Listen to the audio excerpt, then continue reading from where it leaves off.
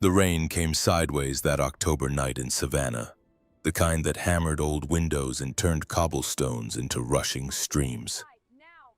Dante Rivers had his head bent over a geometry worksheet at the kitchen table, checking Zara's proof with the same precision he brought to dovetail joints, when the knock came at exactly 7:30.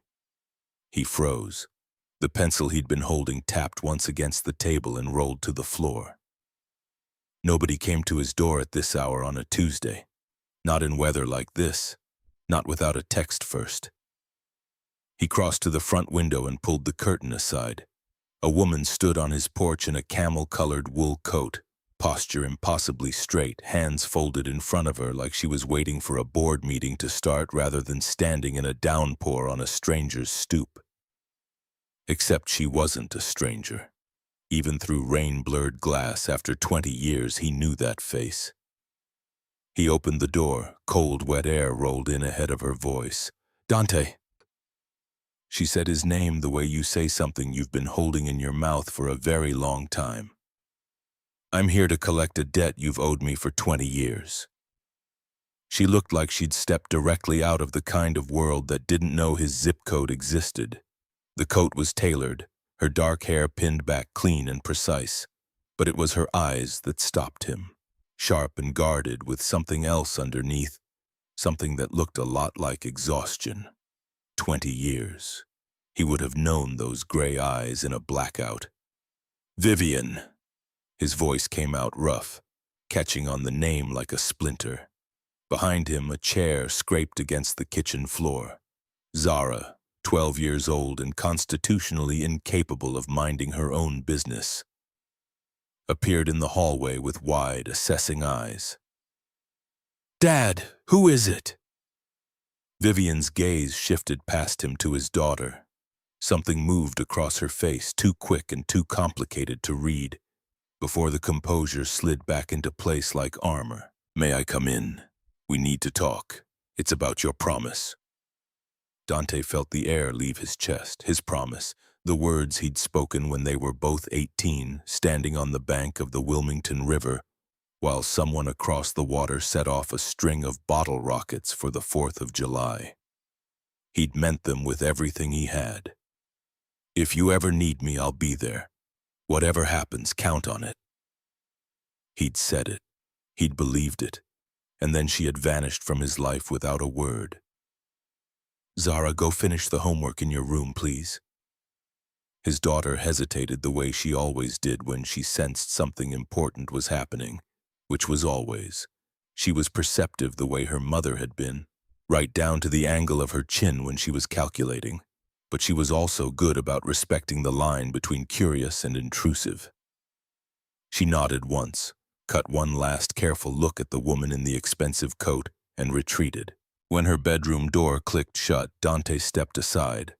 "Come in." Vivian entered his house the way someone enters a country they've only read about, careful, taking stock, not quite sure of the rules. Her low heels clicked against the hardwood Dante had refinished himself 3 summers ago. He watched her take in the workshop catalogs on the side table, the mismatched frames of Zara's drawings on the hallway wall, the smell of sawdust that never entirely left the house no matter how many times he swept. He shut the door against the rain and turned to face her. 20 years. You disappeared without a single word. Your family's number was disconnected. I wrote letters. I drove past your house and it was empty. And now you're standing in my kitchen talking about debts. Vivian's jaw tightened, but she didn't look away. "I know, and I'm sorry." She paused, and for just a moment the polished surface cracked. Underneath it was something raw and urgent. "My father is dying, Dante. He has maybe 3 weeks left, and before he goes, he needs to see you." The small house felt even smaller with her in it. Dante gestured toward the couch, a solid, wide thing he'd built himself from reclaimed cypress, because Zara had complained the old one was uncomfortable and he hadn't wanted to spend money on furniture when he could just make it. Vivian perched on the edge of one cushion like she wasn't sure the rules allowed her to sit all the way back. He went to the kitchen.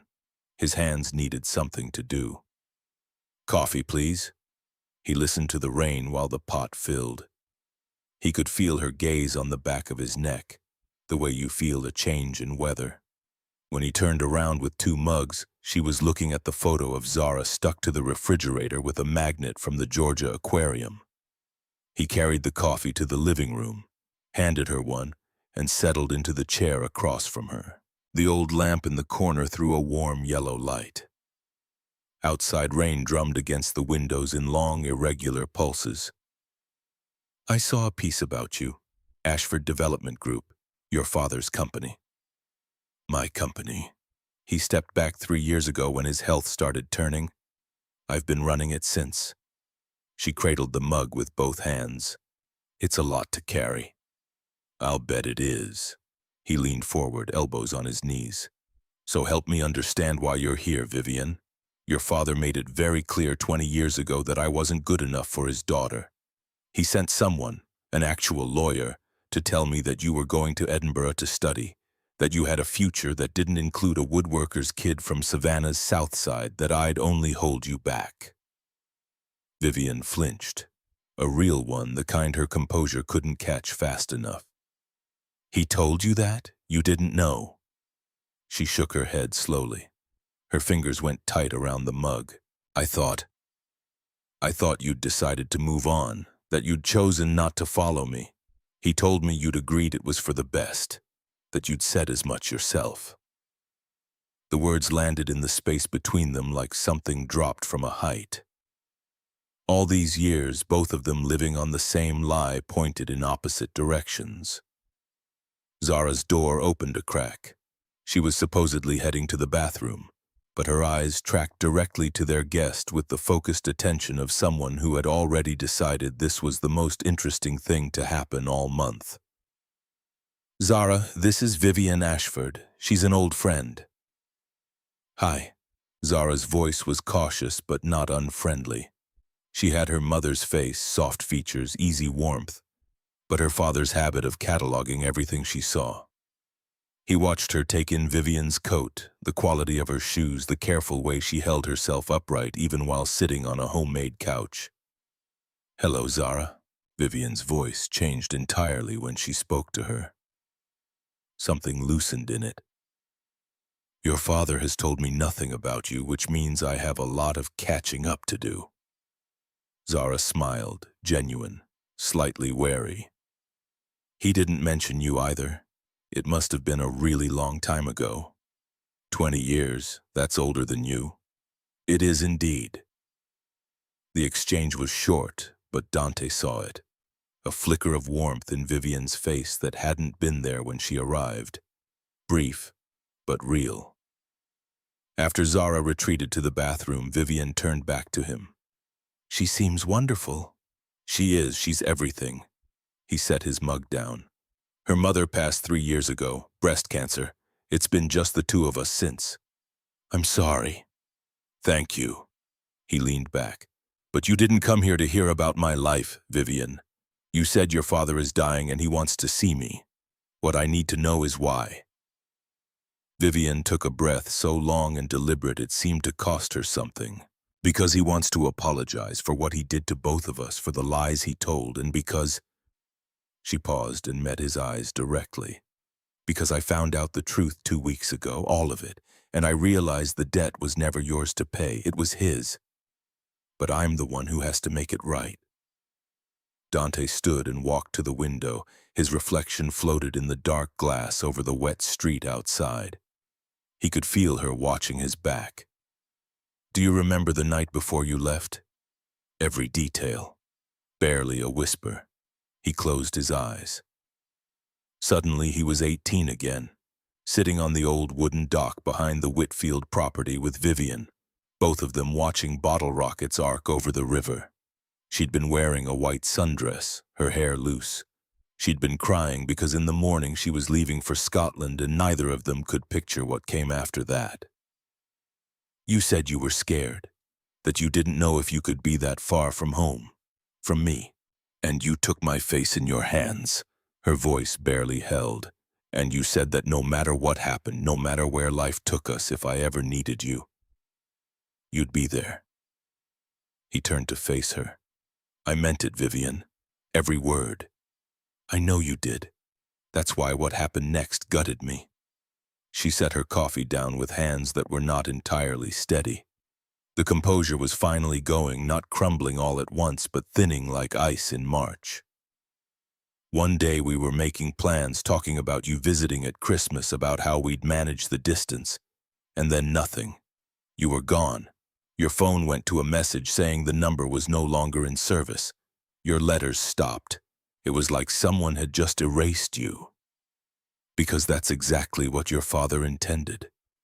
I know that now. Her voice rose, raw with something that had been pressed down for a long time. He didn't just discourage you, Dante. He orchestrated everything. He had your calls blocked. He intercepted your letters. And then at Christmas, my first Christmas in Edinburgh, when I was homesick and barely holding it together, he showed me photographs, fake ones. You with someone else, supposedly happy, supposedly already over it. Messages he'd fabricated. He built a whole story to convince me that you'd moved on inside of 3 months, that it had never been as serious as I'd believed. The words hit Dante like something physical. And you believed him. I was 18 and alone in a foreign country. He was my father. I had no reason to think he'd construct an entire fiction just to keep me away from you. By the time I came home the following summer, you were already up in Athens at UGA, and I was too proud and too wrecked to reach out. So I threw myself into my degree, into building something, into becoming the person he said I could be if I just stayed the course. Dante sank back into the chair. 20 years of believing she'd simply chosen her future. 20 years of assuming that was the story. And it had all been engineered by a man who thought he knew better. Why tell me now? Why not just let it stay buried? Vivian wrapped her arms around herself. For just a moment, she looked less like a CEO and more like the girl he'd once known on that dock. Because I found the letters, all of them, in a box in my father's study, tied with rubber bands, organized by postmark. He kept them, Dante, like documentation, along with a journal where he recorded every step of what he'd done, every lie, every obstacle he put in place. He kept them like trophies. She had to stop for a moment. When I confronted him, when the doctors told us he had maybe a month left, and I finally sat down and made him tell me the truth, he admitted everything. He said he'd done it because he thought you weren't the right path for me, that you'd anchor me to a small life when I could have more. He thought he was protecting me. Her eyes glistened. Instead, he stole 20 years from both of us. The room was quiet except for the rain. Dante let it sit for a long moment. So the debt. You're saying I don't actually owe you anything? That it was always your father who owed the both of us? Yes, but he's dying, Dante. And as furious as I am, and I am furious, he's still my father. He asked me to find you, to ask if you'd come, to let him try to say what he should have said 20 years ago. She couldn't quite finish the sentence. From down the hall, he heard Zara's soft footsteps returning to her room, the familiar click of her door. His daughter, his whole world. He'd built a life despite the wreckage, a real one, honest and unglamorous, making furniture people kept for generations. Raising a child who was turning out better than he deserved credit for. The question wasn't whether Victor had wronged him. The question was whether he owed a dying man his presence. When? Tomorrow, if you're willing. He's not strong enough for long conversations, but he has things he needs to say, and I think you need to hear them. She reached into her bag and set a card on the coffee table. It's the family property outside the city off Route 17. Oak Ridge Estate. He's not strong enough for long conversations, but he has things he needs to say, and I think you need to hear them. Dante looked at this woman who had once been everything he thought he understood about the future. She was standing in his house like a visitor from another world, the rain still darkening the shoulders of her coat where she'd been too focused to notice she was getting wet on his porch. I'll think about it. That's all I can give you right now." For the first time since she'd arrived, Vivian looked genuinely relieved. "That's more than I had any right to ask." After she left, Dante stood in the open doorway and watched the taillights of her black Mercedes disappear around the corner. 2 red smears dissolving into the dark rain. The wet October air bit at his forearms. He stayed there anyway, needing the sharpness of it to stay grounded. Behind him, he heard Zara's door open. He closed the front door and turned to find his daughter standing in the hallway in her socks. Homework abandoned, watching him with the expression she used when she was trying to figure something out without asking directly. He walked to the couch and patted the cushion beside him. She came and tucked herself against his side the way she used to when she was small and a storm had woken her up. "Who was she really?" he sighed. "Someone I knew a long time ago, before your mom. A girlfriend, sort of." Zara processed this in the careful, unhurried way she processed most things. "She's very put together. She runs a big company." "She does. You're not mad about that, though. You're sad about something else." Marcus shook his head slowly. Sometimes he forgot how much she saw. "I'm not mad. I'm confused. She told me some things tonight that explained a lot about a chapter of my life I thought I understood. Turned out I had the whole thing backwards." "What kind of things?" "The kind where it turns out someone kept 2 people apart on purpose. Lied to both of them for years." Zara was quiet then. "Dad, yeah, that's really mean." "Yeah, it was." They sat listening to the rain for a moment. The old house held the sound nicely. It was one of the reasons Dante had chosen it years ago, because it felt like a house that could hold things. "Are you going to go see him, the person who lied?" "I don't know yet. Mom used to say that holding on to anger is like taking poison and waiting for the other person to feel it." Dante smiled despite himself. Grace had been full of lines like that. She'd had a way of saying the true things simply without dressing them up. He'd told her about Vivian early on, told her everything, all of it, and Grace had listened without flinching, without needing to compete with a ghost. She'd had enough room in her for all of it. "Your mom was right about a lot of things. She also said you were too good at forgiving people, that you let them off the hook too easy." "She said that too. She said it's because you always try to understand why people do things, even when they hurt you." Zara looked up at him.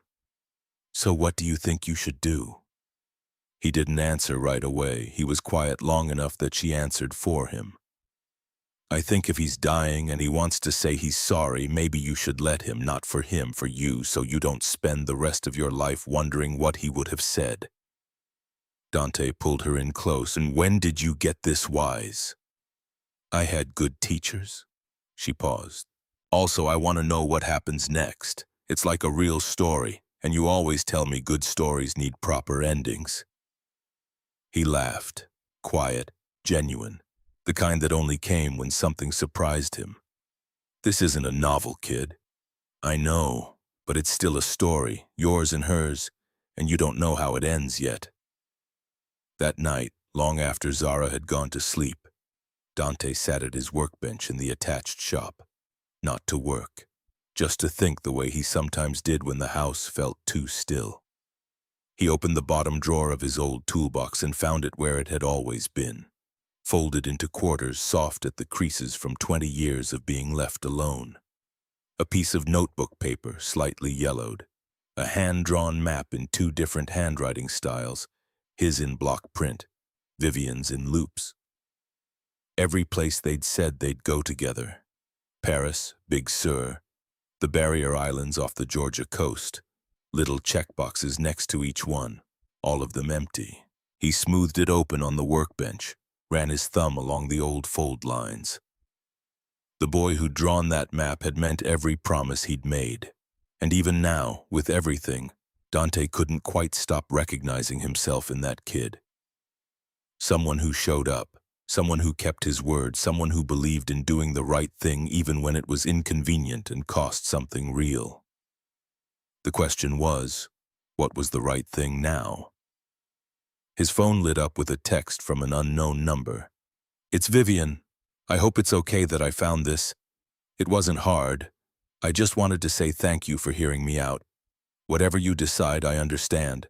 But if you do come tomorrow, the address is 1847 Oak Ridge Plantation Road off Route 17. Come around 3 o'clock if you can. And Dante, I'm sorry for all of it." He read it twice, then he typed back, "I'll be there." He hit send before he could talk himself out of it, because Zara was right. This story needed a proper ending, and maybe it was finally time to close the chapter that had been sitting open for 2 decades. The Oak Ridge estate sat at the end of a long, moss-draped drive through 47 acres of tidal marsh and live oaks. Dante's 2009 F-150 looked like it had taken a wrong turn somewhere, rattling up the gravel toward a house that belonged to a different century. 3 stories of pale brick, wide verandas on every level, old wisteria climbing the columns like it owned the place. On a cold day in the off-season, with the marsh grass gone brown and the sky low and white, it looked less like a home and more like a monument to a particular way of thinking about the world. This was the world Vivian had grown up in. The world her father had been so determined to protect. A woman Dante took for household staff answered the door and led him through rooms that felt more like a museum than somewhere people actually lived. Oil portraits, furniture that predated the Civil War, the particular silence of houses where nobody raises their voice. They climbed a wide staircase and went down a hall to a door at the far end. She knocked softly. "Mr. Ashford, your guest is here." "Send him in." The voice was barely there. The room was large and quietly devastating. High ceilings, windows looking out over the marsh, curtains drawn half back to let in the gray November light. Medical equipment arranged around an enormous bed with the apologetic practicality of things that can't be hidden. And in the bed, barely distinct from the white linens, lay Victor Ashford. The last time Dante had seen him, in passing across a parking lot years ago, Victor had been a man who walked into rooms and rearranged the air pressure. Tall, deliberate, with silver hair and the quiet authority of someone who had never once had to raise his voice to get what he wanted. The man in the bed was a shadow of that. The cancer had been thorough. His hands, folded on the blanket, were translucent. Only his eyes still carried any remnant of the force that must have made him so easy to believe. Dante Rivers. It cost him breath just saying the name. "You came. I wasn't sure I would, but you did. That says something. It always said something about your character." He lifted one hand, trembling slightly toward the chair at his bedside. "Sit down. I don't have the stamina for long conversations, and I have things I need to say while I still can." Dante hesitated. Then he crossed the room and sat. Up close, the IV line, the oxygen cannula, the careful arrangement of medications on the nightstand. None of it could be ignored. Death wasn't approaching. It was already in the room, patient, taking its time. "Where's Vivian?" "Downstairs.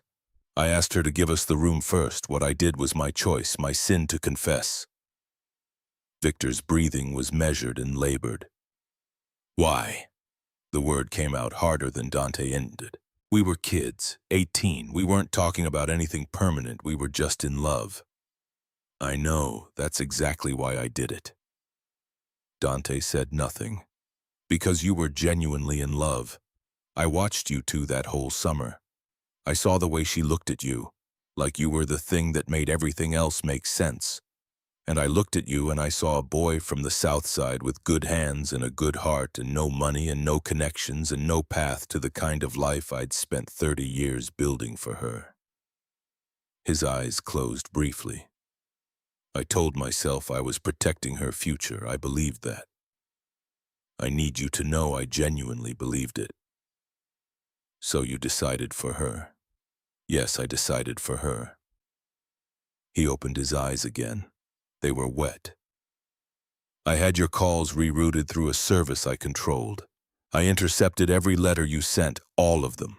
I had an investigator watch you during your first year at UGA to make sure you weren't finding other ways to reach her. And at Christmas, when she came home for the first time, homesick and struggling, I showed her photographs, fabricated ones.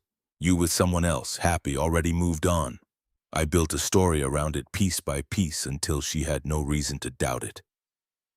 The confession came in fragments, each one punctuated by a difficult breath.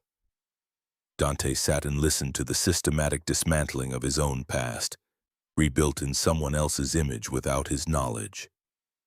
She threw herself into her studies after that, graduated with honors, came home and entered the company and rose faster than even I'd expected. She became everything I'd envisioned: brilliant, respected, formidable. He was quiet for a moment. But she did it alone. You gave her success and took away everything else. Yes. A single tear moved down Victor Ashford's weathered face, and I was too proud to see it for what it was. I kept telling myself she was better off, that you'd both find other lives, other people, and you did. Vivienne told me about your wife, about your daughter. I did.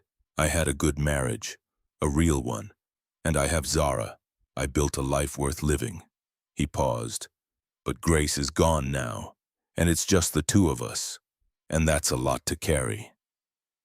Victor's hand moved across the blanket, reaching toward nothing in particular. Vivienne never truly let anyone in. She came close once, came within 2 weeks of a wedding, but she called it off. A rattling breath. She built walls and stayed inside them and gave everything she had to the company. Exactly the daughter I'd asked for. Exactly the person she was never supposed to become. The silence that followed was long and full of things that couldn't be fixed. I can't forgive you, Dante finally said. I know that. I'm not sure you deserve to even have me here. I know that too. Victor's eyes stayed open, holding his gaze. I'm asking for one thing, not as a favor, as a matter of basic human decency. If you can find it, talk to Vivienne. Let her tell you what these 20 years have actually been. Let her explain the walls and the half-life she built from the wreckage I left her. And if there's any chance, any at all, don't let my mistakes follow the two of you into whatever comes next. Dante stood. He looked at the man who had redrawn the map of his life without asking. He thought about what Zara had said. Not for him, for you. I heard what you said, and I'm choosing not to hate you. Not because you've earned it, you haven't, but because I deserve better than to carry that weight around for another 20 years, and Zara deserves a father who isn't bitter. He was quiet for a moment. I'm going to talk to Vivienne. I'll give her what you took from her, a choice. What she does with it is entirely up to her. Not you, not me, her. He turned and walked out of the room. He walked down the wide staircase and through the marble foyer and out the front door into the cold November air. He stood on the veranda steps and took a long, clean breath and felt something shift.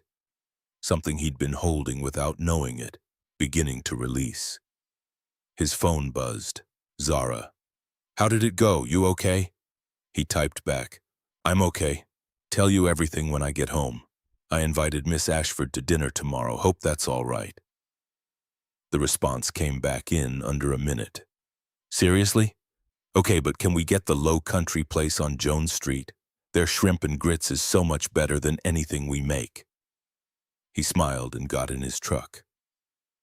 The Oak Ridge estate shrank in his rearview mirror as he pulled down the long drive.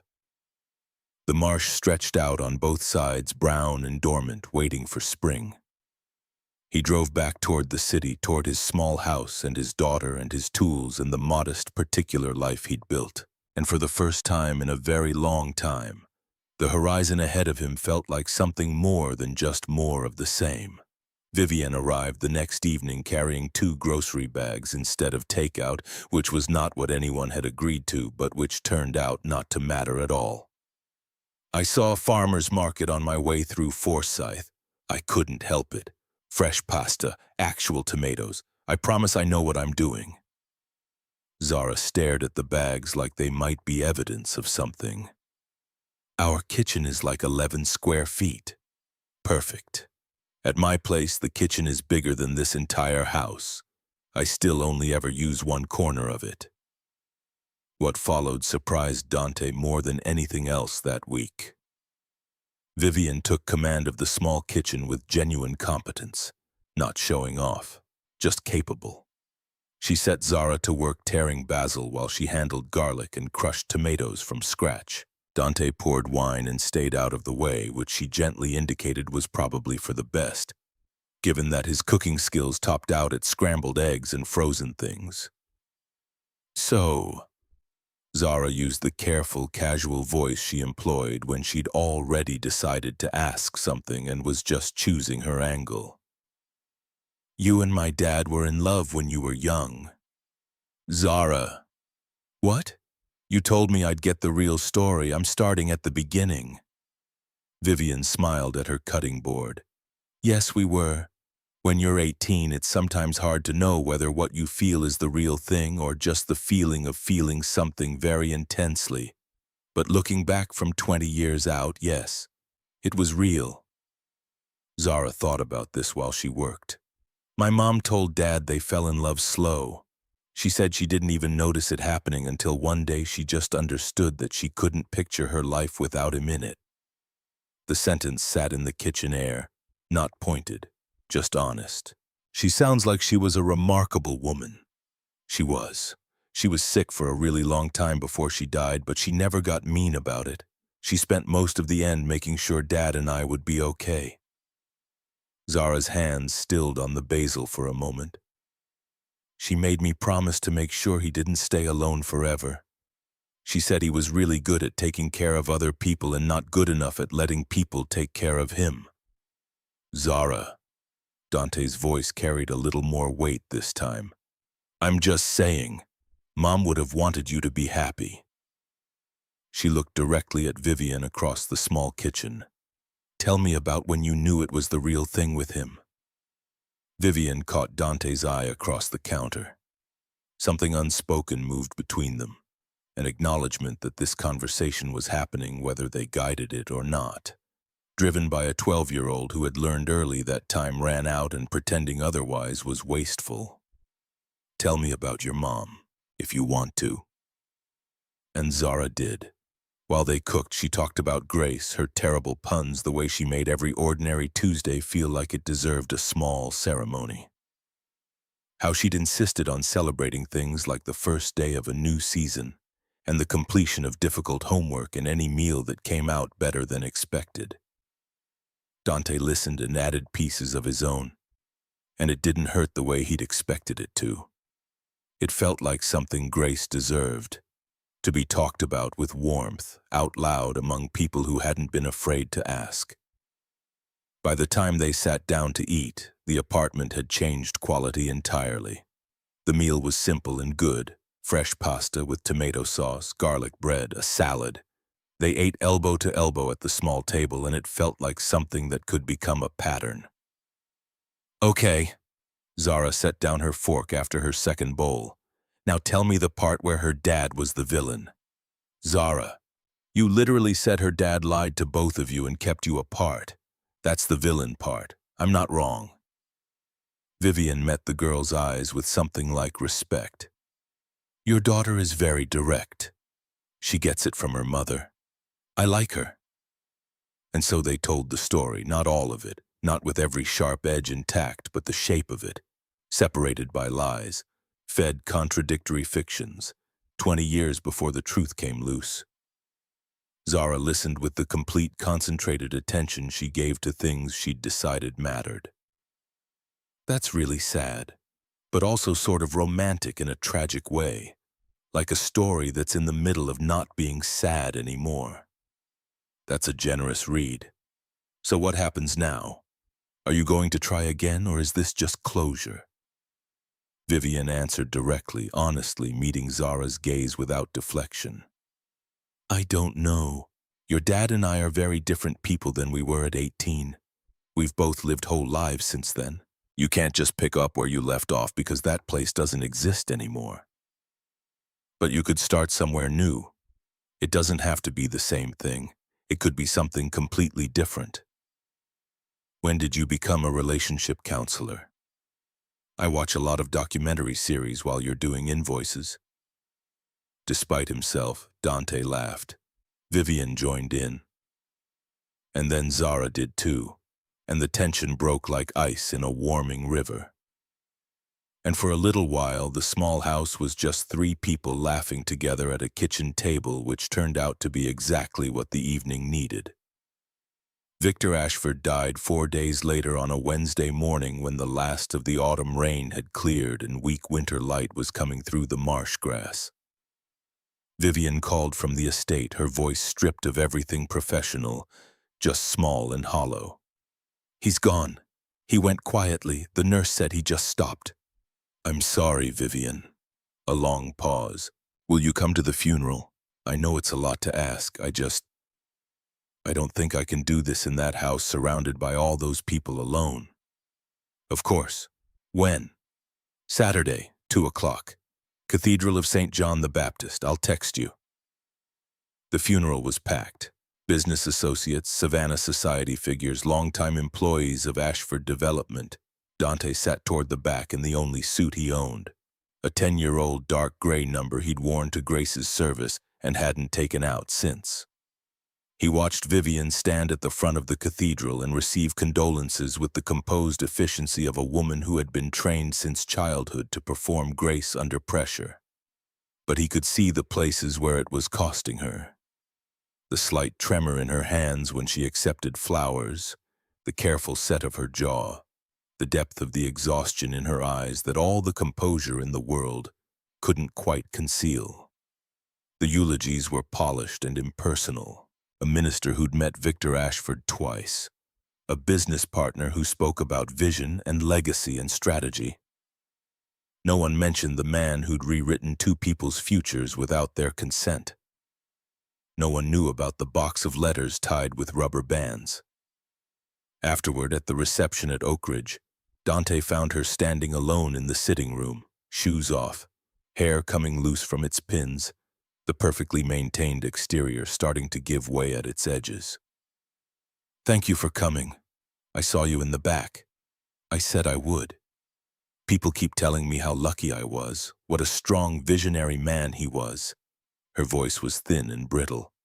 "None of them know he was also the man who spent 20 years making sure I couldn't have a real life outside this company. They don't need to know. Let them have their version. You can have yours." She turned. Tears were running down her face, real ones, silent and unstoppable, the kind that meant they'd been held back for hours. "I'm so angry at him, Dante. Even right now, with him just barely gone, I'm furious. But I'm also devastated because he was my father. Because I loved him. And now he's gone and I'll never get to actually work through what he did. He just leaves and I have to figure out how to live with everything he left behind." Dante crossed the room without thinking too hard about it and put his arms around her. She collapsed against his chest, coat wrinkling, makeup smearing against his jacket, and cried with the force of someone who has been holding themselves together in front of too many people for too many days. He didn't say anything. There was nothing useful to say. He just stood there and held her while she grieved for the father she'd lost and the father she'd deserved and 20 years lived inside the structure of his choices. Eventually the sobs quieted. She pulled back, pressing the back of her hand to her eyes. "God, I'm sorry." "Don't be. Your father just died. You're allowed to fall apart." "I haven't cried like that in years. I know the feeling. Grief is complicated. You can love someone and still be furious at them. Those things don't cancel each other out." A woman in black appeared in the doorway. "Miss Ashford, the attorney is here about the estate." Vivian straightened. The CEO came back, not coldly, but with the practiced precision of someone who has learned to set aside what she's feeling when there's work to be done, and "I'll be right there." She looked at Dante. "Will you stay? Not for the legal part, just stay until it's over." "Zara's at the neighbors. I've got time." Relief moved across her face like a cloud passing. Thank you. The reading of the will took place in Victor's study, surrounded by the books and awards and framed commissions of a life well documented. The bulk of the estate went where everyone expected. The company shares to Vivian, various bequests to staff, charitable allocations, and then the attorney paused and adjusted his glasses. There is one additional item, a letter addressed to both Miss Vivian Ashford and Mr. Dante Rivers to be read together following the execution of the will. Dante and Vivian looked at each other. The attorney produced a sealed envelope, opened it, and read. The handwriting was shaky but legible, the product of weeks and considerable effort. Vivian and Dante, if you're hearing this, I'm gone. I hope I managed to say some of what needed to be said before the end, but I know words can only go so far. Vivian, you became everything I hoped for and nothing I deserved. You are brilliant and strong and you built something remarkable, but I took from you the chance to build a life alongside it, and for that, I am profoundly sorry. Dante, you were everything I was afraid of, patient, content with enough, loyal. I saw those qualities as deficiencies. They were your best feature. You would have made my daughter happy in ways I didn't understand mattered. I am leaving the Oak Ridge estate to both of you jointly, not to manufacture a relationship. You're both too smart and too stubborn to be pushed that way. But because it seems fitting that the place where I controlled your lives should become a place where you have full control, sell it, keep it, turn it into something useful. The choice is yours to make together. I hope you can forgive an old man who loved badly but meant something by it, and if you can't, I hope at least you can move forward without the weight of what I did, build something good from what I left behind. Victor Ashford. The silence that followed was complete. He left the estate to both of us. Vivian's voice was stripped down to its simplest register. Jointly.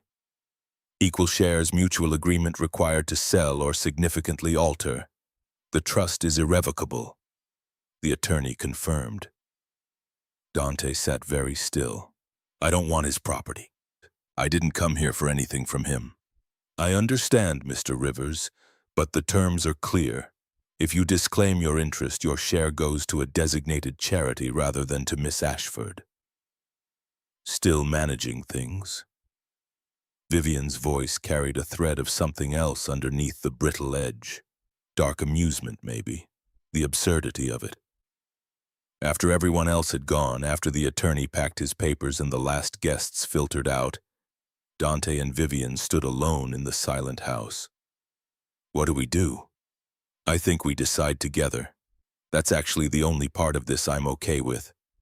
Everything else that happened to us was done to us. This is something we get to choose. What do you want, honestly? I'd sell it. Take whatever my half works out to, put most of it in a college fund for Zara, fix up the workshop, stop losing sleep over the business accounts, build something stable for my daughter. He looked at her. You? She was quiet for a long moment. Sell it? Yes, I have my apartment. I don't need this place and its atmosphere, but part of me wants to do something with it that would actually mean something.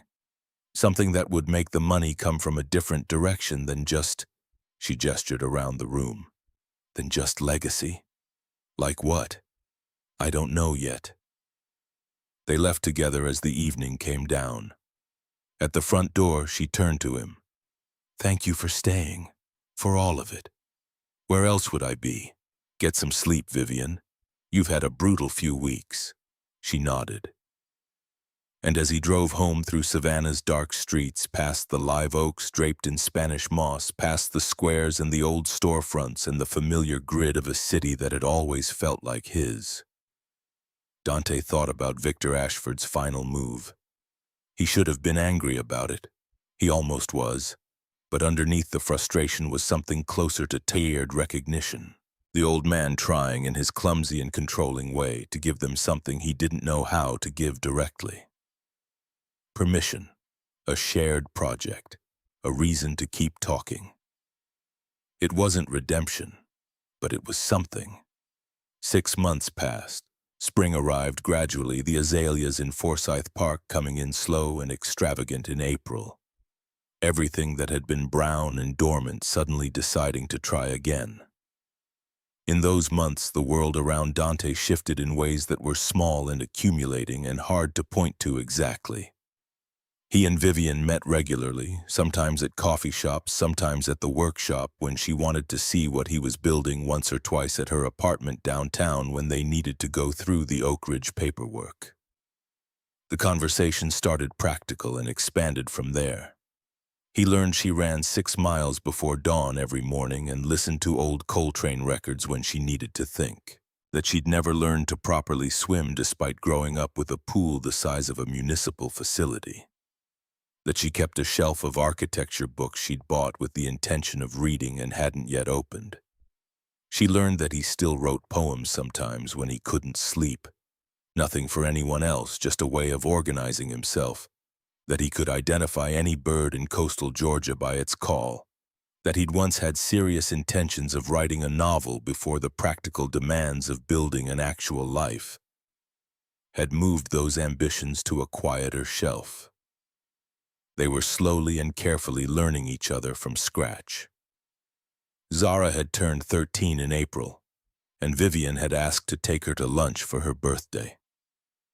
Dante had agreed, watching with a complicated mix of emotions as his daughter and this woman from his past drove off together, returning 3 hours later laughing about something Dante never quite got the full explanation for. After that, Vivian started appearing more regularly in their lives, not as a guest exactly, but as someone who had figured out how to fit.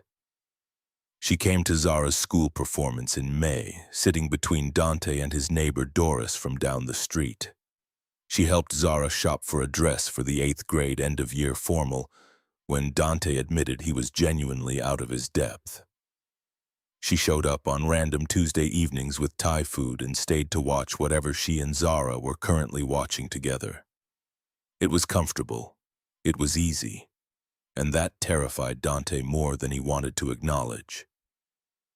"You know she's waiting for you to say something, right?" Zara dropped this observation one night after Vivian had left and they were working through the dinner dishes together. "She likes you. Like actually likes you. Even I can see it, and I'm 13 and supposedly don't understand romance." Zara: "Dad, she's been coming around for months. She laughs at your jokes, which are genuinely not that funny. She always looks nice when she knows she's going to see you. She asks about you when she texts me." Zara handed him a bowl to dry. "I'm just saying." He set the bowl on the shelf. "It's not simple, there's a lot of history. That's a really sophisticated way of saying you're scared." The observation landed squarely. He didn't answer right away. "What if I mess it up? What if we try and it doesn't work and then I've lost her all over again, and this time it's my own doing?" Zara turned off the water and looked at him with an expression that had no business being on a 13-year-old's face. "What if you don't try and you spend the next 20 years wondering what would have happened?" Dante stared at his daughter. "Mom made me promise. She was really specific about it. She said you were too good at being okay with things not being great. She said you deserved great." She shrugged, looking slightly embarrassed by the seriousness of herself. So the next Friday, Dante asked Vivian if she wanted to walk. Just the two of them. No Zara as comfortable buffer. No legal documents as excuse for being together. She said yes without hesitating. They met in Forsyth Park on a Saturday morning. The azaleas just past their peak, pink and coral and fading slowly, petals on the path like something ceremonial. They walked in easy quiet for a while, watching joggers and people with strollers and a group of art students working on location sketches near the fountain. "Can I tell you something?" "Of course. These past 6 months have been the happiest I've been in a very long time." She kept her eyes on the path ahead. "And that terrifies me because I don't trust happy. Every time I've gotten close to something good, it's been taken. My mother when I was 10, you at 18, every relationship since, so I keep waiting for the other shoe. For something to go wrong, for you to—" She stopped walking. "For this to prove it was temporary." Dante stopped beside her. I'm scared too. He turned to face her. Losing Grace almost destroyed me. The only thing that kept me functional was knowing Zara needed me to stay standing. The idea of opening myself up to that kind of loss again. He shook his head, but I keep coming back to what Zara said, that there's a difference between being content and being happy. And which are you right now? He looked at her, really looked. The morning light catching in her dark hair, her gray eyes open and unguarded in a way he'd rarely seen, vulnerability and hope tangled up together in her face. Happy. Right now, I'm happy. Her breath caught. I don't know what this is. I don't know if we're trying to recover something from 20 years ago or building something completely new. I don't know if we'll find out we're too different now. Too shaped by the lives we've lived separately. But I know I want to find out. If you do. I do. She said it quickly, like she'd been holding it. God, Dante, I've wanted to say something for months. I just didn't want to push. Didn't want to be the one who broke what we already had by wanting more. What we already have isn't broken by admitting it might be something more. They stood facing each other on the park path, azalea petals drifting past them in the morning breeze. It felt like standing at a threshold, one foot in the careful, protected past, one reaching towards something uncertain and worth the risk. Vivian reached out and took his hand. Her fingers laced through his, familiar and entirely new at the same time. So what do we do now? I think we keep doing exactly what we've been doing, but we stop pretending it's just friendship. We give it space to become whatever it actually is. No rushing. No rushing. She smiled, the full one, the one that changed her entire face, erased all the armor, showed him the woman underneath all the precision. We've already lost 20 years. We can afford to take it slow. That's the idea. They kept walking, hand in hand, talking about Zara's upcoming science fair project, about Vivian's latest board situation, about what to actually do with the Oak Ridge estate. Whether to turn it into something useful or just sell it and let the past be past. For the first time in a long time, the future didn't feel like something to be managed. It felt like something to look forward to. September came with cooler air and the particular feeling of everything about to shift. Zara started high school, which made Dante feel simultaneously proud and ancient. The girl who'd once fallen asleep on his shoulder was now nearly eye to eye with him, capable and confident and entirely herself. Vivienne had become part of the fabric of their lives in the way that only happens when nobody's forcing it. Sunday dinners when she wasn't traveling. Algebra sessions with Zara that exposed how badly Dante had underestimated his daughter's potential. Nights when she stayed over and Zara pretended not to know, then commented on it anyway the next morning with the brisk pragmatism of someone who has decided she's fine with it and is ready to move on to other topics. They'd decided what to do with Oak Ridge. They were turning it into a scholarship foundation, funding higher education for students from low-income families with a specific focus on young people who'd faced family obstacles to their own ambitions. The kind of obstacles that came from other people deciding what someone else's future should look like. It was Vivian's idea, but Dante had felt it immediately, bone deep. He would have hated this, you know, Vivian said one evening, going through the final documents at Dante's kitchen table. The whole point was that you'd hold me back from reaching my potential. And here we are, using his estate to make sure other kids don't get held back by their families. Maybe. Or maybe he'd have come around to it. He was trying to make something right at the end. This is just better directions for the same instinct.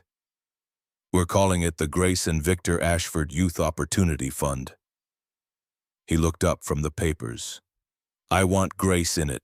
She was part of the story. She raised Zara into the person Zara is. She deserves to be part of the good that comes out of all this. Dante put down his pen. He didn't trust himself to say much. Okay, yeah, okay. The sound of a key in the lock. Zara came through the door with her backpack, made a direct line for the refrigerator, pulled out an apple. I got into that program, the gifted science thing at the research center. I sent in my application 2 months ago and they finally... She registered their faces. Why are you both staring at me like that? Because that's incredible. Dante stood to hug her. Zara, that's incredible. Miss Ashford helped me with the essay, thank you. I definitely wouldn't have gotten it without the advice. You would have, but I'm really glad I got to help. Vivian's voice carried genuine warmth. Zara grabbed a second apple, headed for her room, then stopped. Hey, Dad. Miss Ashford, when are you two actually getting engaged? Because Sophie Kendrick asked me today if you guys were getting married and I had to say I didn't know, which was embarrassing. She disappeared into her room. The door clicked shut. Dante and Vivian sat very still for a moment. Did she just? Yeah, she did. She's been on this lately. I keep telling her we're taking things at our own pace. And is she wrong? Vivian asked quietly. He looked at her. She stood and walked to the window. Outside, the September evening was deepening, the sky going rose and gold over the rooftops of Ardsley Park. The sound of someone's wind chimes in the next yard. We've been together, really together, for 4 months now. We both know this isn't casual. We both know exactly where this is going. So why are we still moving like we think it might all disappear? Dante crossed the kitchen to stand beside her. Because I'm scared. Because the last time I loved someone this much, we had 6 good years and then cancer. Because I don't want to need too much and jinx what we already have. That's superstition, Dante. I know. Bad things happen regardless of whether we've named what we feel. I know that too. She looked at him steadily. Let me ask you something. If you knew, absolutely knew, that we'd have 50 years together, would you propose? Without question. And if you knew we'd only have 5? He thought about Grace, about the 6 years they'd had, about whether he would trade a single day of them, knowing how it ended. I'd still propose. Then the length of time doesn't actually matter. What matters is whether you want to build a life with me. Not eventually. Now, starting from this. Is this you proposing to me? His lips pulled into a slight smile. Would you want that? A real estate CEO proposing to a furniture maker? I've spent most of my life doing things the conventional way, following the rules, maintaining the appropriate appearances. She stepped closer. But nothing about us is conventional, Dante. We loved each other as teenagers, lost each other for 20 years, and found our way back through grief and lies and a dying man's last attempt at doing something right. Nothing about our story is normal. She took his hands. Marry me. Not because we've waited long enough, not because it's the logical next step, but because I love you. I loved you at 18 and I love you now. And they're different loves, but they're both real. I love your patience and the way you talk to Zara like she's a full person with a full interior life. I love that you chose to let things go instead of carrying them. I love that you opened the door when I showed up on your porch in the rain, asking for something I had no right to ask for. Marry me, Dante, and let's stop being careful about this. He looked at this woman, the girl he'd once known, the stranger she'd become in 20 years, the person who was slowly and unmistakably becoming essential, and felt something in him come fully loose, something that had been braced and careful and held at arm's length. Yes, I'll marry you. Simple as that. Really? Really. Though I should technically be the one to say yes. Traditional is overrated. You can propose to me properly with a ring if you want. Oh, I will. But right now. He pulled her in and kissed her the way he'd been wanting to for months, unhurriedly and without apology. When they came up for air, they were both slightly out of breath and grinning at each other like people who have just done something irreversible and are glad. From down the hall, Zara's door opened. Did somebody get engaged? Because it got weirdly quiet. Get out here, kid, Dante called back. She appeared in the hallway, doing a poor job of pretending she hadn't been listening. We're getting married. Vivian still held Dante's hand. Zara pumped her fist in the air. Finally. Do you know how embarrassing it's been watching you two? Sophie's mom asked me about this 3 weeks ago and I had to tell her there wasn't even an engagement yet. How did Sophie's mom know before we did? Dad, literally everyone knew. You two are extremely obvious. Vivian laughed. A real, full laugh. The kind Dante was still getting used to hearing from her. The kind that had nothing careful about it. Your daughter is terrifying. She's our daughter now. Hope you're ready for that. Our daughter? Vivian looked at Zara. If that's okay with you. I know I'm not your mom. I'm not trying to be.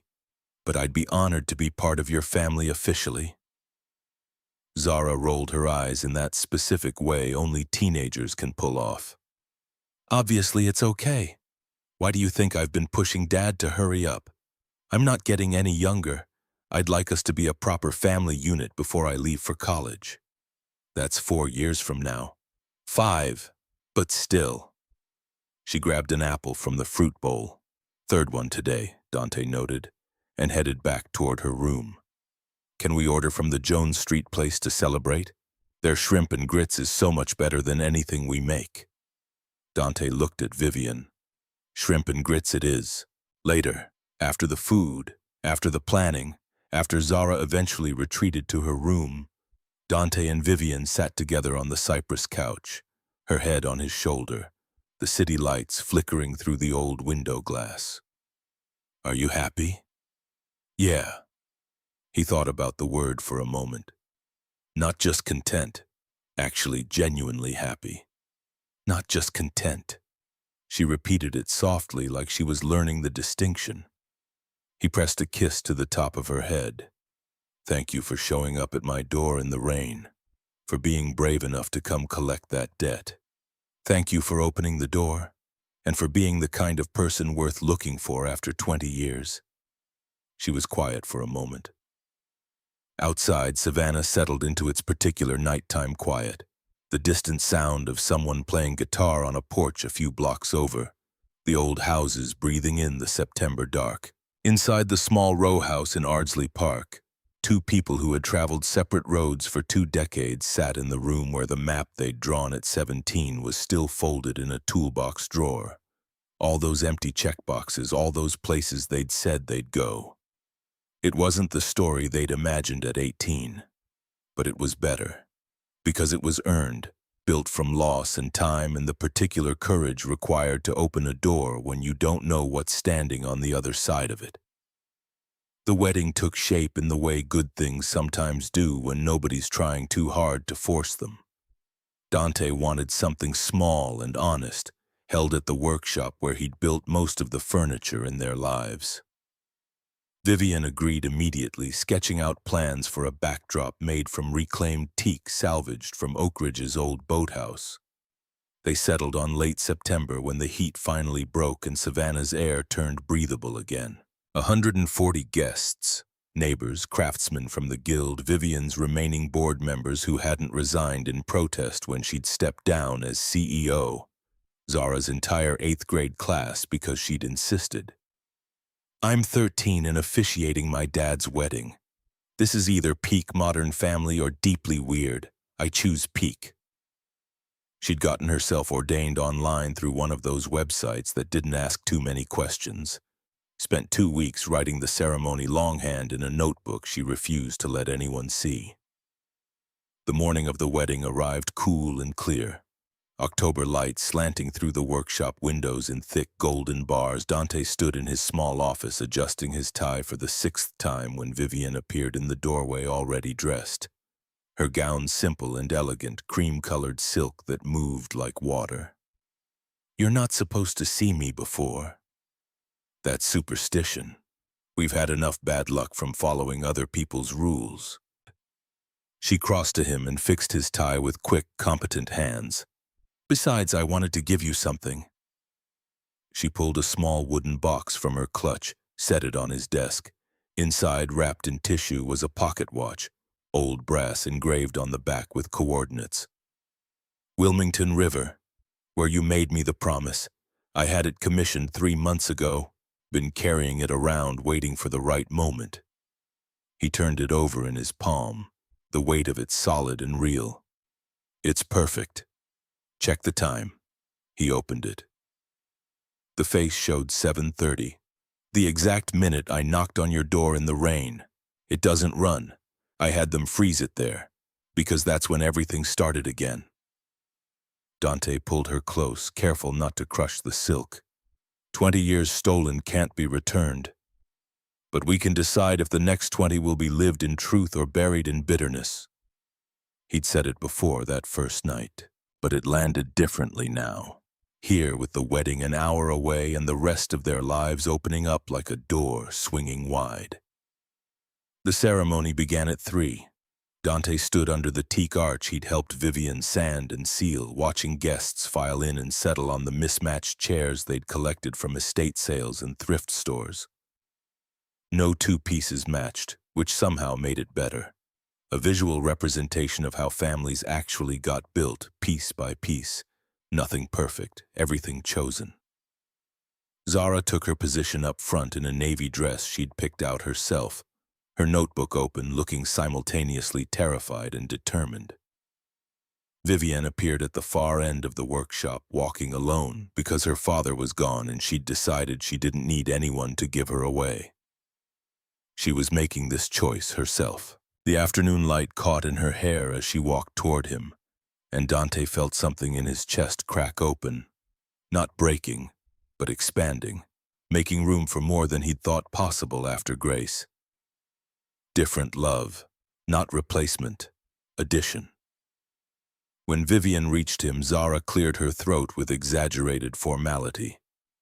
Okay, so I've never done this before and I'm pretty sure there are rules I'm breaking, but you two already broke most of the rules getting here, so whatever. Scattered laughter from the guests. I'm supposed to talk about love and commitment and all that. But honestly, I think I learned more about those things from watching you two than from any definition I could Google. Mom, my first mom, Grace, she taught me that love is showing up. Just being there when someone needs you, even when it's hard. Especially when it's hard. Her voice wavered slightly. Dad taught me that love is also staying put. Not running when things get complicated or scary. Just planting your feet and saying, okay, we're going to figure this out together. She looked at Vivian. And you taught me that love is choosing. That you can be terrified and still choose to trust someone. That powerful people aren't the ones who never fall. They're the ones who get back up, dust themselves off, and build anyway. She closed the notebook. I'm 13 years old and I already know more about real love than most people learn in their whole lives just from watching you three. Don't waste it. The simple words hung in the air, more powerful than any traditional ceremony could have managed. Dante reached for Vivian's hands. 20 years ago, by a river, I promised to show up when you needed me. Today I vow to show up every day, needed or not. To choose you when it's easy and especially when it's hard. To model for Zara that real men don't run when life gets complex. They stay and build through the complexity. Vivian's eyes were bright. I vow to choose love over fear, truth over control, this family over any empire, to teach Zara that powerful women aren't those who never fall. They're the ones who rise, dust off, and build anyway. She smiled through tears. To stop building walls and start building a life with you, with her, with all of it. They exchanged rings, simple gold bands Dante had forged himself in a metalworking class he'd taken specifically for this purpose.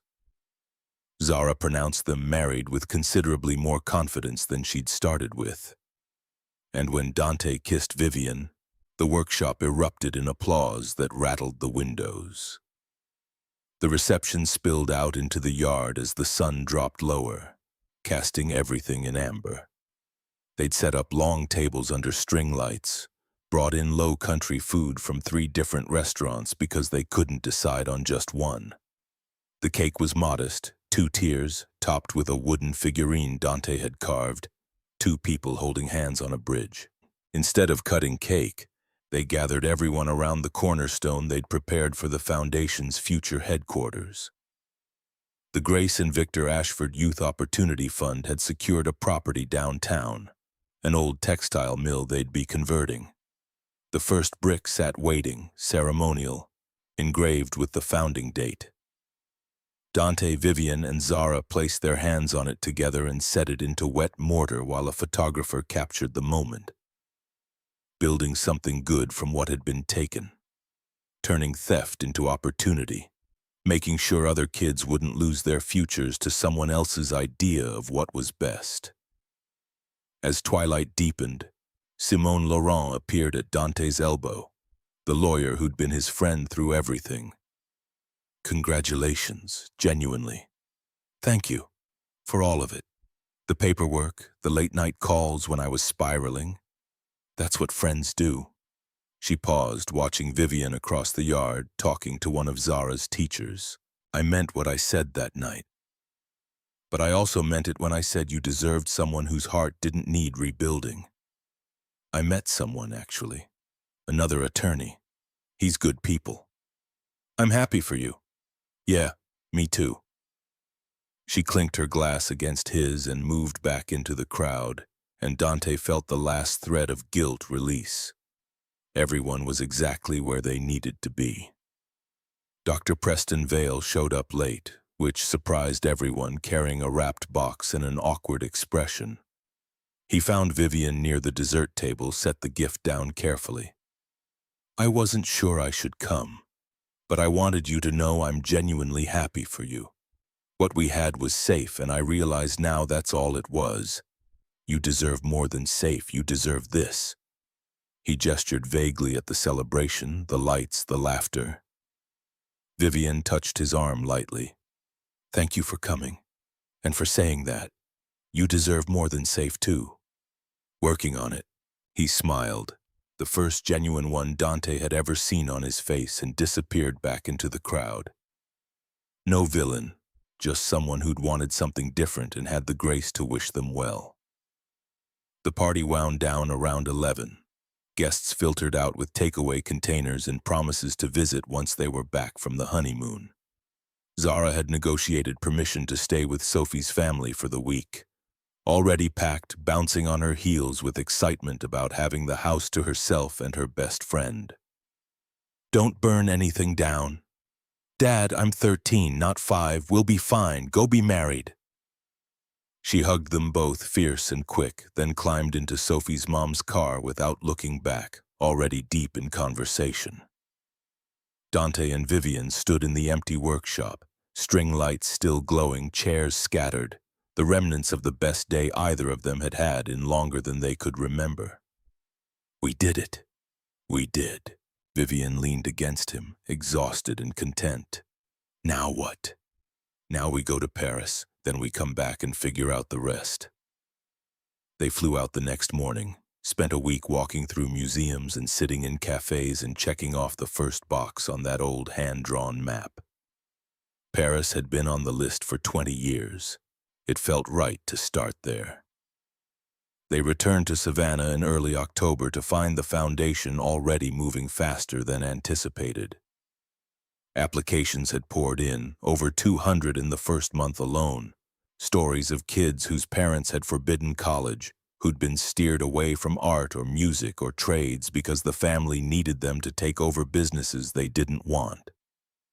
Kids who'd been told their dreams were impractical, unrealistic, selfish. Vivian threw herself into building the selection committee, recruiting educators and social workers and people who understood what it meant to have your path chosen for you. Dante split his time between the workshop and consulting on the mill renovation, helping design spaces that would feel welcoming rather than institutional. 3 months after the wedding, they held their first award ceremony. 20 scholarships ranging from full rides to state universities to apprenticeship funding for kids who wanted to learn welding, plumbing, electrical work. Vivian gave a short speech that got picked up by local news and went quietly viral. My father built an empire by controlling people. I'm building a legacy by freeing them to become who they were meant to be, not who someone else decided they should be.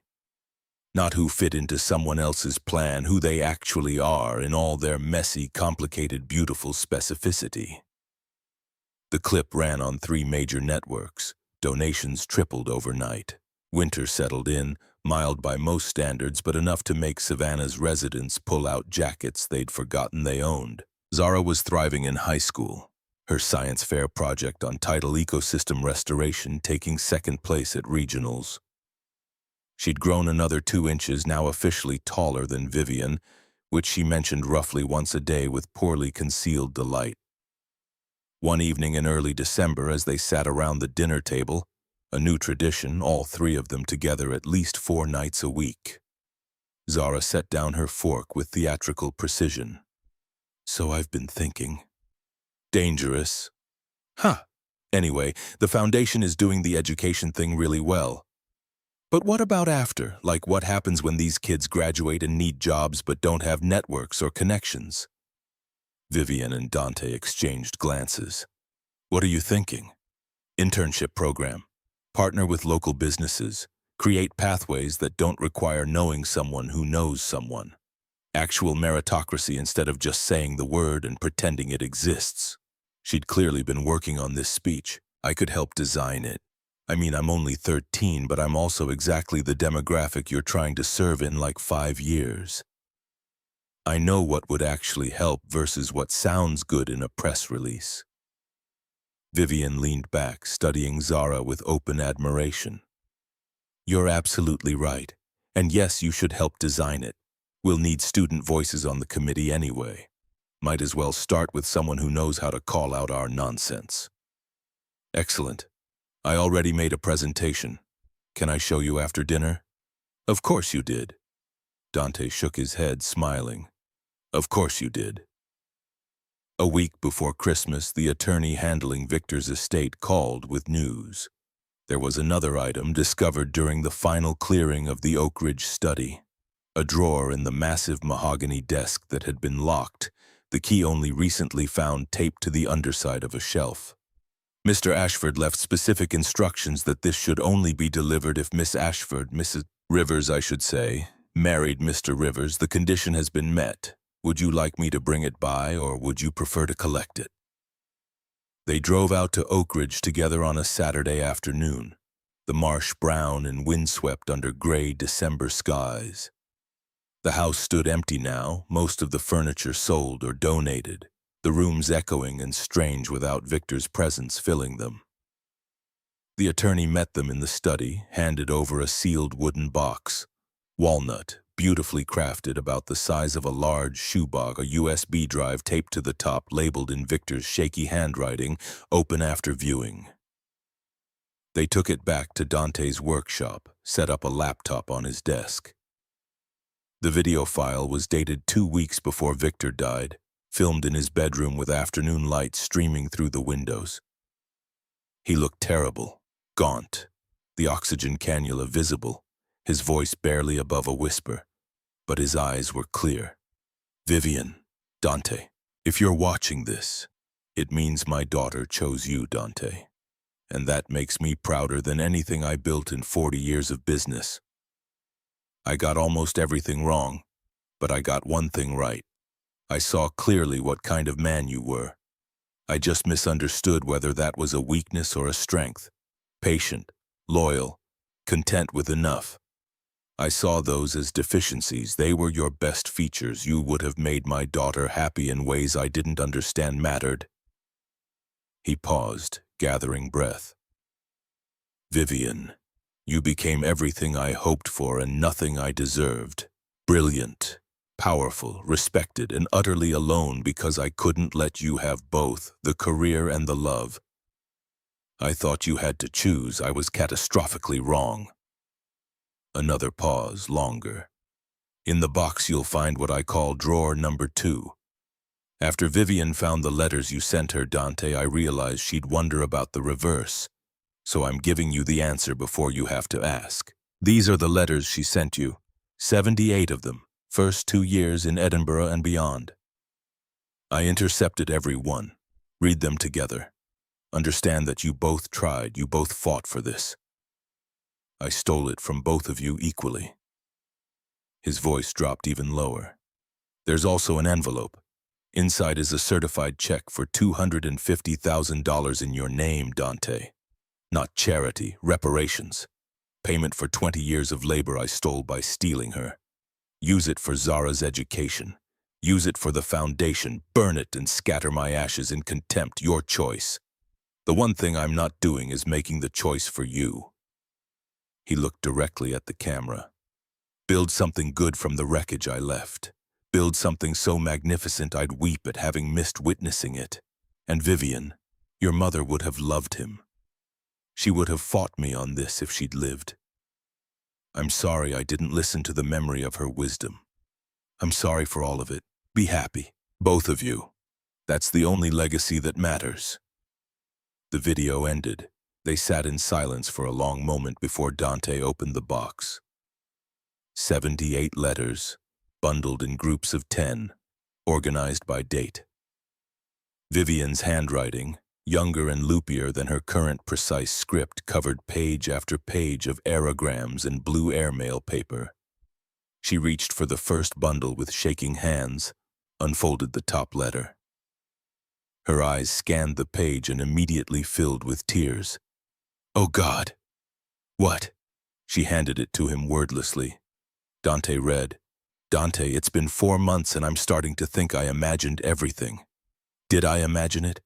Was I just another summer romance you've already forgotten?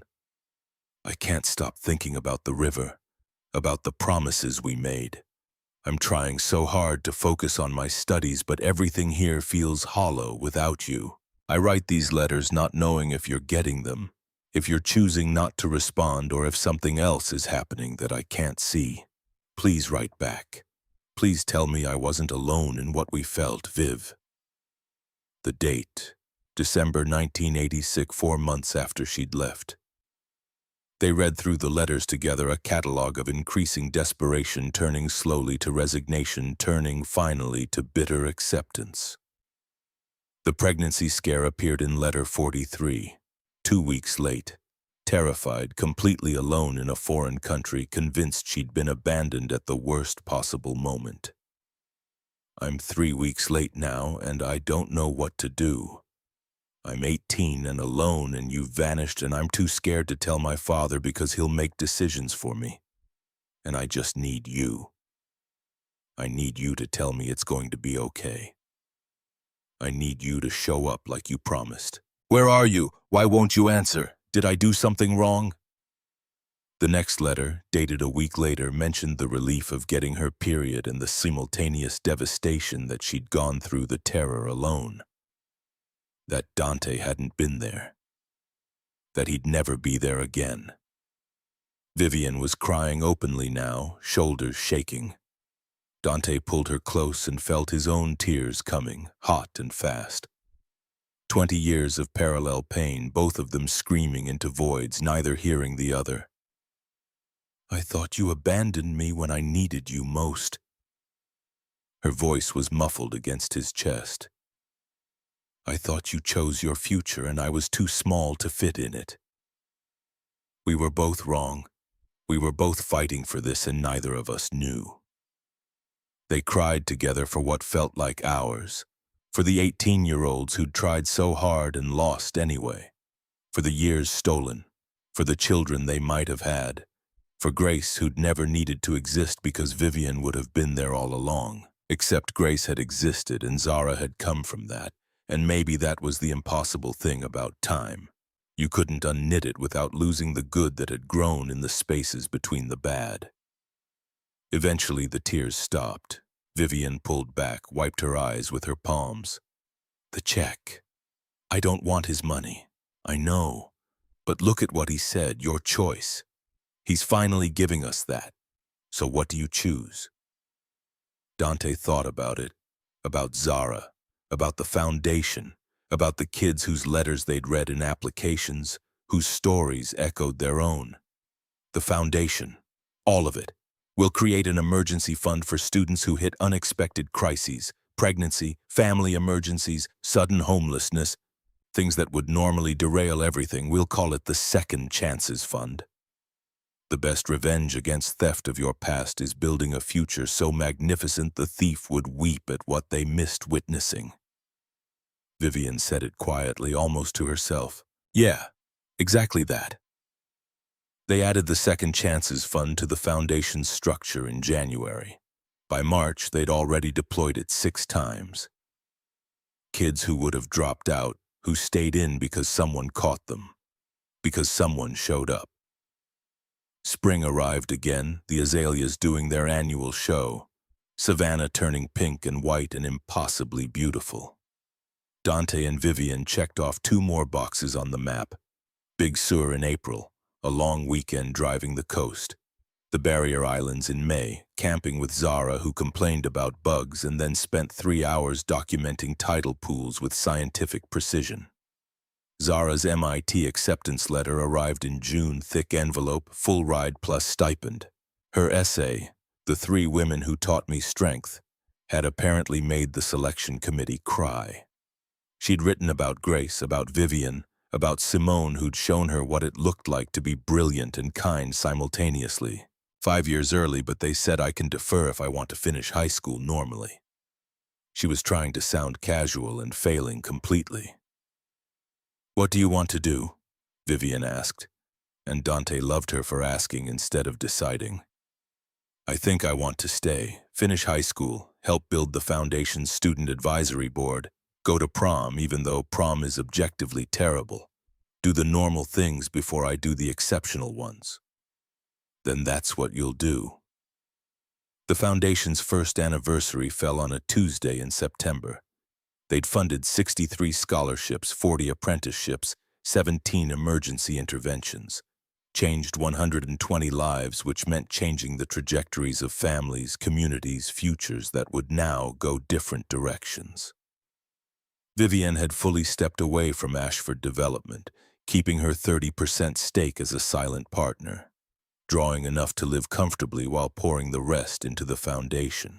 She was happier than Dante had ever seen her, lighter, quicker to laugh, present in a way she'd never been when the company consumed her. They hosted a gala at the renovated mill, now officially the Grace and Victor Rivers Ashford Center for Opportunity. The name had been Zara's suggestion, hyphenating their combined families, honoring all the complexity that had brought them here. During the speeches, Dante found himself at the podium looking out at a room full of people who'd shown up because they believed in what he and Vivian had built from the ruins of what Victor had destroyed. Someone very wise once told me that holding on to anger is like taking poison and waiting for the other person to feel it. He looked at Zara in the front row. That same person also told me that the best stories need proper endings. This isn't an ending, it's a beginning. But it's the beginning we chose, not the one chosen for us, not the one engineered behind our backs. The one we built, brick by brick, from truth and second chances and the radical belief that people deserve the freedom to become who they actually are. He paused. My wife and I lost 20 years to someone else's idea of what was best. We're spending the rest of our lives making sure other people don't lose theirs. That's not revenge, that's transformation. That's taking something stolen and turning it into something given freely. That's the work. The applause was long and genuine. Vivian joined him on stage, took his hand, and together they unveiled the newest edition. A wall of opportunity where every scholarship recipient's name would be engraved, a permanent record of lives changed. The first name at the top, Grace Elizabeth Rivers, 1982 to 2015. Teacher, mother, foundation. The second, Victor Ashford, 1948 to 2016. Complicated, forgiven, transformed. 14 months after the wedding, on a cold morning in November, Vivian woke Dante at 6 a.m. with news that made his heart stop and restart in quick succession. I'm pregnant. She was holding a test, hands trembling, eyes wide with something between terror and joy. Twins! At least that's what the early ultrasound suggests. They want me to come back in a week to confirm, but twins. I'm 40. This wasn't part of the plan. I don't even know if I want... I mean, I never thought. He pulled her down to sit on the edge of the bed, took the test from her shaking hands. Do you want this? I'm terrified. That's not what I asked. She was quiet for a long moment. Yes, God help me, yes, I want this. I want everything, the whole messy, complicated, impossible thing. Then we'll figure it out, like we figured out everything else. They told Zara that evening, bracing for, they didn't know what. Resistance, maybe. Jealousy. Instead, she screamed and jumped up and down and immediately started making lists of things they'd need. I'm going to be a big sister at 14. This is either really cool or really weird, and I'm choosing really cool. Also, dibs on teaching them woodworking when they're old enough, and calculus.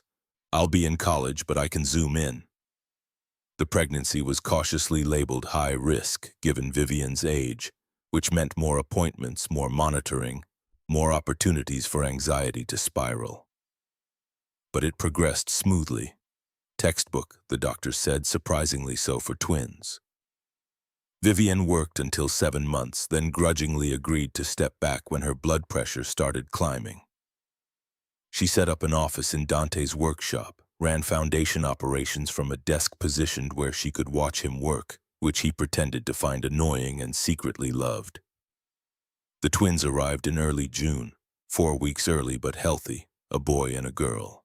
6 pounds 3 ounces and 5 pounds 14 ounces respectively, impossibly small and perfect. They named them carefully, deliberately. The boy, Gabriel Victor Rivers. The girl, Elena Grace Rivers. Honoring the complicated past and the woman who'd made space for all of it. Zara held them in the hospital, one in each arm, looking simultaneously terrified she'd break them and fiercely protective. Okay, small humans, here's the deal. Your parents had a really complicated journey to get here. Like, movie-level complicated, so we're going to make sure you know the whole story when you're old enough. The good parts and the hard parts and the parts where grown-ups made really bad decisions. Because the point isn't perfection. The point is choosing to build something good anyway. She looked up at Dante and Vivian. Right? Right. Coming home from the hospital was chaos. The good kind, the overwhelming kind, the kind where you haven't slept in 3 days but can't stop smiling anyway. Neighbors showed up with food. Simone arrived with a lawyer's precision, organizing a meal train and setting up a diaper delivery system. Sophie's mom volunteered to help with night shifts. The old house that had felt too small when Vivian first entered it now felt exactly right, full of sound and life and the particular chaos of a family that had been built in pieces and then chose to keep building. 18 months after the twins were born, they gathered for Zara's high school graduation. She'd finished top of her class, valedictorian, headed to NYT in the fall after all. Her speech was characteristically direct. Everyone talks about having a plan, about knowing where you're going. But the best things in my life came from plans falling apart and people being brave enough to build something new from the pieces. My dad lost the love of his life twice, once to lies and once to cancer. And instead of staying broken, he chose to stay open. My stepmom built an empire and then walked away from it to build something that actually mattered. They teach me every day that strength isn't about never falling. It's about getting up, dusting off, and building anyway. The audience, packed with foundation scholars, neighbors, family, rose in standing ovation. That summer, they finally made it to all the places on the map. Patagonia with the twins who slept through most of it. Kyoto with just Dante and Vivian while Zara watched her siblings. Iceland in August, the whole family, midnight sun and glacial lagoons, and Zara explaining volcanic geology to Gabriel and Elena, who were too young to understand but listened anyway with solemn attention. The foundation passed its 5-year mark, 412 scholarships, 273 apprenticeships, 91 emergency interventions, lives changed, futures unlocked, potential unleashed. They'd added a vocational training wing to the center, partnered with local businesses to create pathways for kids who wanted to work with their hands. Dante taught a woodworking course on Saturdays. watching young people learn to read grain and respect tools and build things that would last. Vivian developed a mentorship program, pairing scholarship recipients with professionals in their fields. The network grew organically, became self-sustaining, started generating its own momentum. One evening in late September, with the twins finally asleep and Zara away at college, Dante and Vivian sat on the porch of the house they'd bought together. Bigger than his old place, room for everyone, but still in Ardsley Park, still close to the workshop. The old hand-drawn map hung framed in the hallway now, most of the boxes checked. They'd added new destinations in Zara's handwriting. Antarctica, pending. New Zealand, 2027. Marrakesh, last spring, checked. You know what I realized today? Vivian was curled against his side, her head on his shoulder. What? We've been married almost 6 years, together for 7, and I still wake up sometimes shocked that you're real, that this is real. I know the feeling. Are you happy, actually genuinely happy? The same question she'd asked him that day in Forsyth Park when everything was still uncertain and they were both terrified of naming what they felt. Yeah, not just content, not just okay, actually happy. He pressed a kiss to her hair. You. More than I knew was possible. More than I thought I deserved. You deserve all of it. They sat in comfortable silence, watching the streetlights flicker on one by one down the block, the old neighborhood settling into evening. From inside, the baby monitor crackled with Elena's small sleep sounds. Some debts take 20 years to collect. Dante said it quietly, more to himself than to her. But when you finally do, the interest comes in the form of second chances, found families, futures built on truth instead of lies. We didn't get the story we planned at 18. We got something better. One we chose, scarred and stronger at 38. And we're teaching our kids the same thing. Love isn't found, it's built, one choice at a time. Vivian lifted her head to look at him, eyes bright in the porch light. That's beautiful. Where'd you get that? Just made it up. Might write it down later. You should. The kids should know the story, the whole story, when they're old enough. They will. We'll make sure of it. The baby monitor crackled again. Gabriel this time starting to fuss. They both stood automatically, moving toward the door with the synchronized efficiency of parents who'd learned to function on broken sleep. Before going inside, Vivian paused, hand on the doorframe, looking back at the quiet street. Thank you. For what? For opening the door that night in the rain. For letting me in when you had every reason not to. For being exactly who you are. Thank you for showing up to collect, for being brave enough to knock. They went inside together toward the sound of their children stirring, toward the life they'd built from the wreckage someone else had made, toward the foundation they were laying for futures yet unknown. The house settled around them, full and warm and exactly right. Outside, Savannah breathed in the September night, old live oaks standing witness, the city that had held them both through everything, preparing to hold them through whatever came next. And in the workshop, under careful glass, the old map waited. Most boxes checked, a few still empty, space left deliberately blank for adventures yet to come. Because the best stories they'd learned aren't the ones that go according to plan, they're the ones where you adapt, where you rebuild, where you take what was stolen and transform it into something freely given, where you choose every day to build anyway.